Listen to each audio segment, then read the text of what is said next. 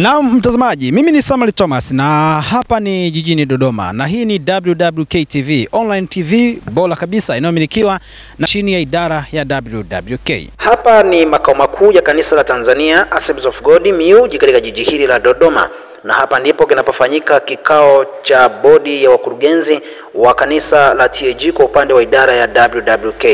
Na tunakwenda kuzungumza na aliyekuwa mnenaji wa neno la Mungu wakati wa ufunguzi wa kikao hicho. Si mwingine ni mchungaji Thomas Simon ambaye amezungumza na wana WWK, lakini utangulizi wake ulikuwa hivi.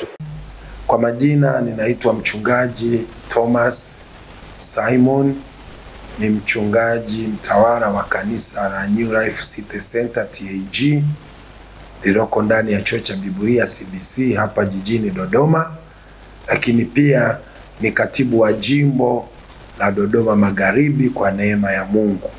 Siku ya leo nimepata nafasi nzuri na fursa nzuri ya kufungua kikao cha bodi cha WWK ambayo kirefu chake ni wanawake watumishi wa Kristo wa kanisa letu zuri la Tanzania Assemblies of God.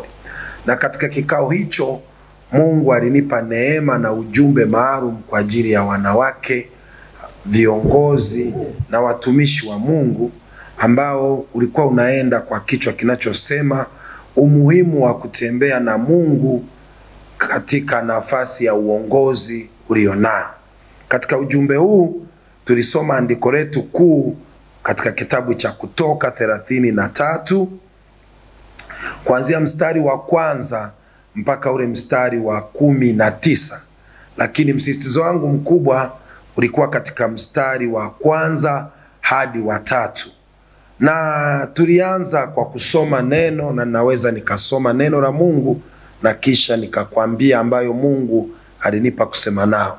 Kitabu chetu cha Kutoka sura 33 mstari wa kwanza, Biblia inasema, Bwana akanena na Musa, haya ondokeni, tokeni hapo wewe na hao watu uliowaleta wakwe kutoka nchi ya Misri, waende nchi hiyo niliyomwapia Ibrahimu na Isaka na Yakobo, niliposema nitakipa kizazi chako nchi hii.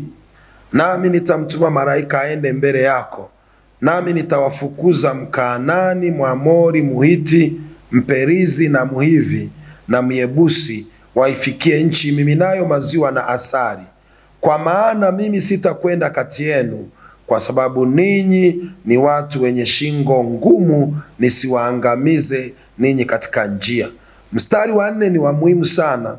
Biblia inasema watu waliposikia habari hizo mbaya wakaomboleza, wala hapana mtu aliyevaa vyombo vyake vya uzuri. Nimekuwa nikizungumza na wanawake leo katika kikao chao cha bodi juu ya umuhimu mkubwa wa wao kutembea na Mungu katika nafasi za uongozi ambazo Mungu amewapa kama viongozi wakurugenzi wa majimbo na section katika kanisa letu zuri la Tanzania Assemblies of God. Na utangulizi wangu nilisisitiza ya kwamba tunamtumia Musa kama kiongozi mahiri na shupavu aliyeongoza watu waliokuwa na changamoto kubwa, ngumu na mawazo mtambuka katika wakati wake wa uongozi. Ukifuatilia kwa umakini historia ya wana wa Israeli, walikuwa ni watu ambao kwa dakika moja wanaamini, dakika 5 hawaamini. Kwa dakika 10 wamemuelewa Musa, dakika 20 zijazo hawaelewi alichowaambia. Ndio aina ya watu ambao Musa alipewa na Mungu kuwaongoza. Lakini katikati ya hayo yote, Musa aliweka vipaumbele vikubwa sana ambavyo kwa kiongozi yeyote anahitaji kujifunza ili aweze kufikisha na kutimiza majukumu sawasawa na ukuu wa Mungu aliopewa. Kipaumbele cha Musa cha kwanza ilikuwa sio kuchangamkia nafasi ya uongozi, bali ilikuwa ni kumchangamkia Mungu aliyempa hiyo nafasi ya uongozi. Lakini kipaumbele cha pili cha Musa kilikuwa ni kuhakikisha katikati ya mafanikio makubwa ya uongozi aliyokuwa akiyafanya na mafanikio aliyoyafikia, bado aliweza kuboresha, kudumisha na kuongeza zaidi mahusiano yake na Mungu. Na ujumbe wangu ulianza kwa kuangalia mambo makuu matatu ambayo Mungu alimsemesha Musa. Jambo la kwanza tunalipata kwenye mstari wa kwanza. Ukiangalia kwenye mstari wa kwanza, Mungu anamwambia Musa kwamba niko tayari kutimiza ahadi zote nilizowaahidia baba zako ya kwamba nitawarithisha mji huo. Na ndio maana ule mstari anasema wachukue watu hao wapeleke kwenye nchi ya ahadi. Manake Mungu anasema sina shida na ahadi, nitatimiza zote. Lakini jambo la pili, Mungu aliwahakikishia wana wa Israeli pamoja na kiongozi Musa katika mstari wa pili ya kwamba ninawahakikishia kuwapa uweza wangu wote, nguvu zangu zote, kuweza kufukuza vikwazo na maadui wote katika safari yenu ya kuelekea kwenye nchi ya ahadi. Na alimwambia Musa kwamba hamtatumia nguvu zenu, hamtatumia uwezo wenu, hamtatumia akili zenu. Nitamtuma malaika aende nanyi ili kutenda kazi pamoja na nyie. Na pia Mungu akatoa ulinzi katika safari yote. Maana yake amewahakikishia watafika salama bila tatizo lolote. Jambo la tatu ambalo Mungu aliwaahidia akina Musa katika mstari wa 3, aliwaambia nitawahudumia kwa vitu vyote mtakavyovihitaji mkiwa njiani na mkiwa kwenye nchi ya ahadi. Ndio maana ule mstari wa 3 Mungu anasisitiza sema mtaifikiria nchi inayomiminika maziwa na asali. Hapo ni kama anatoa assurance, uhakika wa upaji wake ya kwamba hakutakuwa na shida yoyote. Sasa mimi niliposoma hizo ahadi kuu 3 za Mungu nikasema ni nzuri sana. Lakini kuna jambo ambalo Mungu ameliongea kwenye mstari wa 3 mwishoni. Akamwambia nitawapa vyote hivyo ila sitakwenda pamoja nanyi. Anaambia nitawapa vyote lakini sitakwenda pamoja nanyi. Sasa mstari wa 4 tunaangalia mwitikio wa wana wa Israeli. Wanasema watu waliposikia habari hizo mbaya wakaomboleza. Hoja yangu ya msingi, habari mbaya ni zipi? Kwa sababu habari ambazo Mungu amewapa, amewaambia niko tayari kutimiza ahadi, amewahakikishia ulinzi na usalama na nguvu na uwezesho katika kurithi ahadi zake, na amewahakikishia provision au upaji wake wakati akiwa amewafikisha kwenye nchi ya ahadi. Ila tu akaondoa, akasema mimi siendi na nyie. Na sababu ya yeye kutokwenda na wao, amewaita ni watu wenye shingo ngumu. Sasa nisikilize vizuri unayefuatilia. Hapa tunaweza kuona kwa kanisa la leo na kwa viongozi wa leo, wengi wetu tunashabikia matendo ya Mungu na utendaji kazi wa Mungu badala ya kumshabikia Mungu aliyetupa kutenda na yeye. Hii ilikuwa tofauti kwa Musa. Musa yeye hakushabikia utendaji wa Mungu, hakushabikia matendo ya Mungu, hakushabikia kupewa ahadi zote na Mungu. Kwake yeye cha muhimu na cha msingi sana ilikuwa ni mahusiano yake na Mungu. Na ndio maana Musa kwa kauli moja akamwambia Mungu, hatutatoka hapa usipotujulisha kama unaenda na sisi. Nimeiangalia hatari ya Musa ukilinganisha na uthamani wa kutembea na Mungu. Wakati Musa anamwambia Mungu hatutoki hapa, kwa lugha nyingine Musa anasema niko tayari kupoteza ahadi zote ulizoniahidia, lakini nikupate wewe Mungu. Kwa lugha nyingine Musa anamwambia Mungu niko tayari kutokufika nchi ya ahadi, lakini nibaki na wewe Mungu. Moyo wa Musa hauko kwenye vitu hata kama Mungu anavileta. Moyo wa Musa hauko kwenye utimilifu wa ahadi hata kama Mungu anazitimiza. Moyo wa Musa hauko kwenye upaji wa kimungu hata kama Mungu amewaahidi kuwapa upaji. Moyo wa Musa kama kiongozi uko kwenye mahusiano na Mungu, uko kwenye kuhakikisha anatembea na Mungu. Na huo ndo msisitizo wa somo langu, ya kwamba kiongozi yoyote hasa wa WWK anayetamani kufika mbali katika uongozi wake ni lazima ujali sana nguvu, neema na Mungu aliyekupa nafasi hiyo. Siku zote nafasi tunazopewa za uongozi zina majaribu yake, zina heshima, zina utukufu, zina mafanikio na zina vipaumbele vingi sana. Kitu cha kuchunga kama kiongozi, pamoja na heshima kubwa zinazoambatana na nafasi ulionayo, mali zinazoambatana na nafasi ulionayo, na zawadi na sifa nyingi, ukitoka hapo, rudi muangalie Mungu aliyekuweka hapo. Hakikisha unatembea na Mungu katika safari yako. Ukitembea na Mungu, kuna faida nyingi mno kubwa za kipekee ambazo utazipata. Ya kwanza kubwa, Mungu atakuhakikishia kubaki kwenye nafasi hiyo bila kuchokwa na watu unaowaongoza, bila kupoteza mvuto. Kwa sababu anayetupa mvuto, anayetupa neema, anayetupa kibali cha kuonekana katika nafasi za uongozi tulizonazo ni Mungu mwenyewe. Kwa hiyo ninaomba na ninasihi na ninawaombea viongozi wote wa majimbo WWK, viongozi wote wa section wa WWK na hata wa tawi la mahali pamoja. Ondoka katika kushabikia sifa, heshima za nafasi ulionayo. Rudi kwenye eneo la kuchangamkia kutembea na Mungu, kufanya kazi na Mungu na kutembea na kuhakikisha kwenye safari yako ya uongozi unamshirikisha Mungu katika kila kitu unachokifanya. Bwana Yesu asifiwe. Na baada ya kusema hayo, sasa tutakwenda kwenye eneo la kuangalia umuhimu wa kutembea na Mungu kwenye maisha yako. Kwa hiyo katikati ya kutembea na Mungu tunaboreshwa, tunasafishwa, tunatakaswa, tunazidi kuwa bora zaidi. Jamani, amina. Hiyo faida ya kwanza. Faida ya pili ya kutembea pamoja na Mungu, faida ya pili, katikati ya kutembea na Mungu tunapewa neema na uwezesho wa kufikia ukubwa wa maono tulionayo. Hili ni la muhimu sana. Tunapewa neema na uwezesho wa kufikia ukubwa wa maono tulionayo. Ukubwa wa maono tulionayo.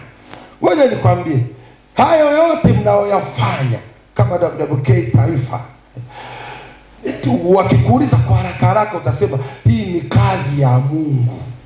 Sio kazi ya kwako. Kazi ya nani? Ya Mungu. Sasa kama ni kazi ya Mungu, wale mliowahi kuajiriwa mnaelewa. Wewe ukikuza nafanya kazi ya serikali, nani anayegharimikia hiyo kazi? Si ni serikali. Ukishaita tu kazi ya serikali, gharama zote mpaka malipo yako yanatoka serikalini, kwa sababu sio kazi yako. Kazi ya Mungu manake gharama yote ya kuifanya hiyo kazi, nguvu zote za kuifanya hiyo kazi, uwezesho wote wa kuifanya hiyo kazi, pamoja na ubunifu, vinatoka kwa Mungu, havitoki kwako. Na ukilielewa hilo, utapambana kwenda na Mungu kwenye nafasi hiyo bila kumwacha hata hatua moja, kwa sababu sio kazi yako. Ukifika pointi unachoka, unakata tamaa, unaona mambo yamekuzidia, ni kwa sababu umeibinafsisha kazi, umemnyang'anya mwenye kazi. Unajua hilo kosa la kiufundi Musa alitaka kulifanya wakati anashauri watu, anahangaika. Kuna mzee mmoja anaitwa Yethro, alikuja akamwambia baba mkwe wake Musa, akamwambia Musa, utadhoofika wewe, hii kazi sio ya kwako. Akampa namna ya kufanya kazi ya Mungu iende vizuri. Jamani, amina. Nisikilize, unapotembea na Mungu, tunapofanya kazi yake, huwa tuko kwenye uwezesho, hatufanyi wenyewe. Na ndio maana unaweza kwa hali ya kibinadamu ukajikuta umefanya mambo mengi. Ukikaa hivi, kuna muda unaweza ukajishtukia, hivi ni mimi kuna siku nimehubiri na kuongoza maombi masaa 7. Nimesimama na sielewi, yani sielewi, masaa 7 yameisha. Halafu nimetoka pale, ndo ninakaa sasa, ninasikia mwili unavyouma na kuchoka, ila pale sikusikia. Nikajiuliza, kwani pale alikuwa nani na huku ni nani? Nikagundua pale nilikuwa nimebebwa, sio mimi. Jamani, unanielewa?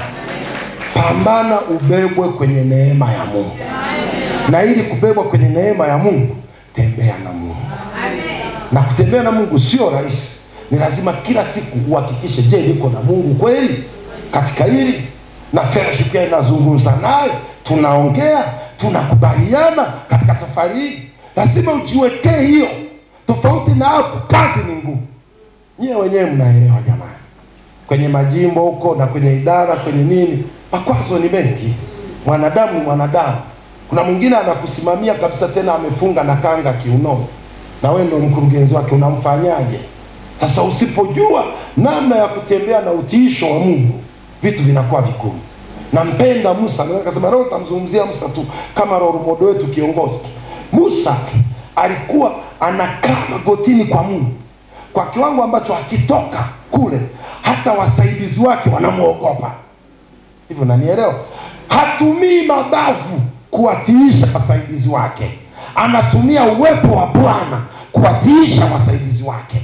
Na wanaona yeye ametoka kwenye 40 zake kavu, anafika pale chini. Biblia inasema hata wale wasaidizi wake walipomtazama wakaona paji la uso linang'aa, halafu wakaogopa kumsogelea, maana wakajua huyu amesema na Mungu. Kumbe tunaposema na Mungu, Mungu anachukua utukufu wake, nguvu zake na uweza wake, anauhamishia kwetu sisi kama viongozi.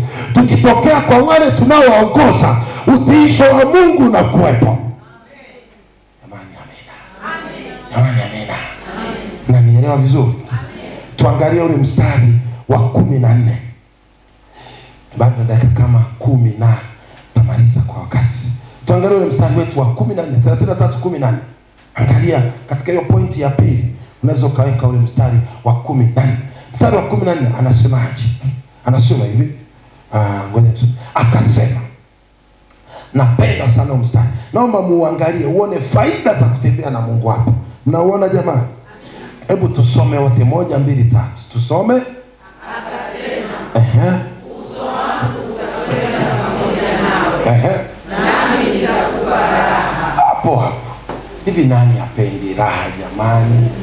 Ukweli ni kwamba funga zako zote, kulia kwako kote, kulala sakafuni, si unataka raha? Raha ni mjumuisho wa mambo yako yote kwenda vizuri. Si ndio hivyo jamani? Raha. Biblia Kiingereza imetumia neno rest. Rest ni kupumzishwa. Anasema uso wangu ukienda pamoja nao nitakupumzisha katika maeneo yote yanayokuumiza. Kumbe tiba yake na dawa yake ni kutembea na Mungu, ni kuhakikisha uso wa Bwana unakwenda na sisi kwenye nafasi za uongozi. Kuna mengine yanatatulika kirahisi, kuna mengine hayahitaji uumize kichwa, kuna mengine unatulia, Bwana anapambana mwenyewe, wewe unaona matokeo. Amani, amina. Amani, amina. Mwambie jirani yako, ninakuombea upate raha katika uongozi ulionao. Na dawa ya raha ni kwenda na uso wa nani?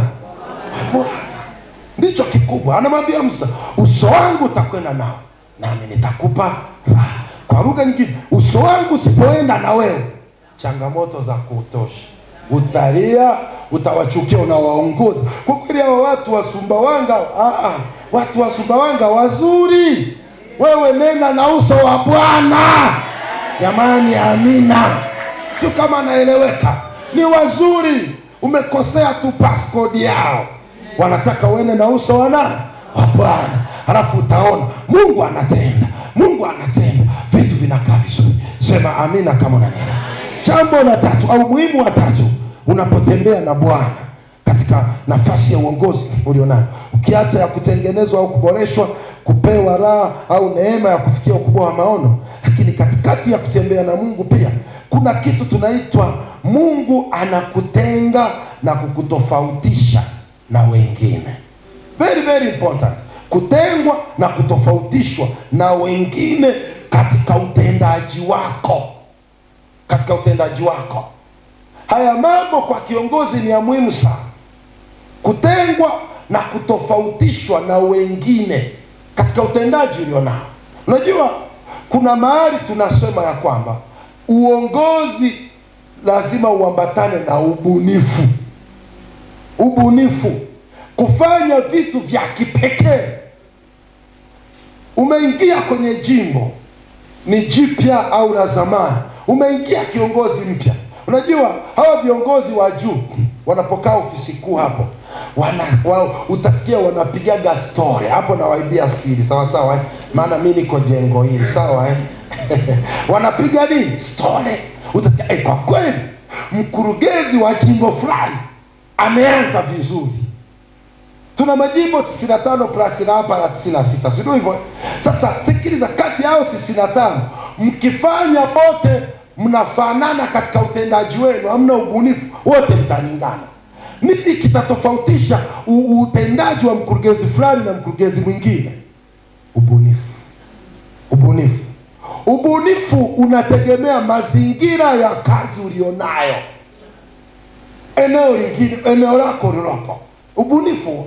Sasa nisikilize vizuri, kazi ya Mungu, kazi ya neema ya Mungu ndo hiyo. Unakaa unasema, mwaka huu, awamu hii tunayoingia tena, Mungu nisaidie. Unashangaa yanakuja maono, yanakuja maono, yanakuja maono. Unafanya vitu mpaka taifa linatikisika.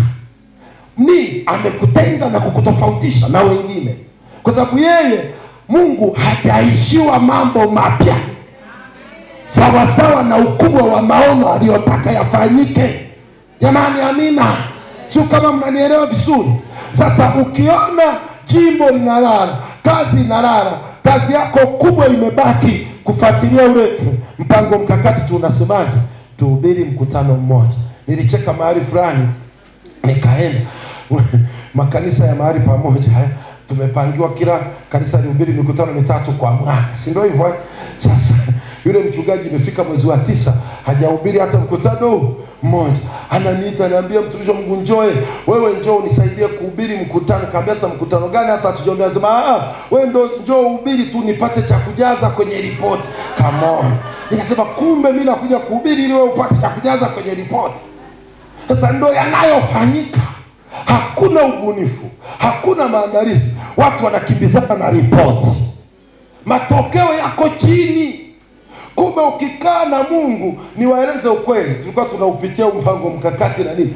Unajua vile vigezo vya utendaji wameviweka kwa kiwango cha chini mno, chini mno, kiasi kwamba ukiamua kila lengo utafanya zaidi ya vipimo tulivyowekewa. Maana viko chini. Wewe fikiria kanisa na mahali pamoja tuhubiri mikutano 3 mwaka mzima. Hicho ni kitu cha kujadiliana. Tunaweza tukafanya mpaka 6 hadi 7. Jamani, mnanielewa? Mnanielewa nazungumza? Hapa nazungumza kwamba ukitembea na Mungu vizuri, anakutenga na kukutofautisha. Kutengwa na kutofautisha kunaambatana na neema yako maalum, uwezesho wako maalum kulingana na kazi uliopewa kwenye eneo ambalo Mungu amekupa. Na pale tutayaona matokeo. Jamani, amina. Na hiyo tunaipata kwenye ule mstari wetu wa 16. Mstari wa 16 tunamalizia hapo, alafu naenda kuomba. Tazama katika wingu kwa dakika chache, alafu nitawacha. Mstari wa 16. Naomba uone kitu ambacho Musa alikuwa anakililia. Rudisha jicho lako kwenye Biblia pale. Musa anasema, mstari wa 16, Kutoka 33. Musa anasema, kwa maana itajulikanaje kuwa nimepata neema mbele zako, mimi na watu wako. Musa anatoa indicator za mtu mwenye neema ya Mungu. Anasema, sio kwa sababu unakwenda pamoja nasi, hata mimi na watu wako tutengwe na watu wote walio juu ya uso wa nchi. Mnaiona hiyo kitu? Tunakwenda pamoja nao. Watajuaje mimi niko na Mungu? Nitafanya mambo ya kipekee pekee yanayomwakilisha Mungu, yanayoonyesha ukuu wa Mungu niliye naye. Kutengwa na kutofautishwa. Kwa sababu unapofika hatua hiyo, unapotembea na Mungu kibinafsi kwa namna hiyo, ndio pale ambapo ukiomba Mungu anakupa uwezesho. Unafanya zaidi ya malengo, uwezesho. Unafanya vitu ambavyo vinatoa matokeo mpaka watu wanashangaa. Hivi huyu anafanya fanyaje? Unaambia sio mimi, ni Mungu ninayetembea naye. Jamani, amina. Jamani, amina. Unanielewa vizuri? Kwa hiyo hapo kwenye kutengwa na kutofautishwa, hapo ndo kunakuwa na kibali kunakuwa na matokeo makubwa, kunakuwa na neema ya kipekee. Vyote hivyo vinakuwa vinaambatana na wewe. Nini nataka kusema? Katika nafasi ya uongozi ulio nayo, katika matokeo makubwa utakaoyatoa, ukishamaliza kufanya kazi, rudi magotini. Amen. Rudi wapi? Magotini. Mwambie Mungu, nenda na mimi. Nenda na mimi. Ndio uwe moyo wako. Katika mambo mengi, katika sifa nyingi, katika utukufu mwingi utakaopewa, katika nafasi kubwa utakazokaa, usisahau aliyekuketisha hapo ni nani? Mungu. Anasema na kutoa mavumbini na kuketisha na wafalme. Wewe ukitoka hapo usishangilie ile nafasi, kamshangilie yule aliyekufikisha kwenye hiyo nafasi. Kamwatambia aliyekufikisha kwenye nafasi. Ukiendelea hivyo, matokeo yatakuwa makubwa na wewe utaendelea kudumu kwenye nafasi za juu zaidi kwa ajili ya utukufu wa Bwana. Ninaomba usimame.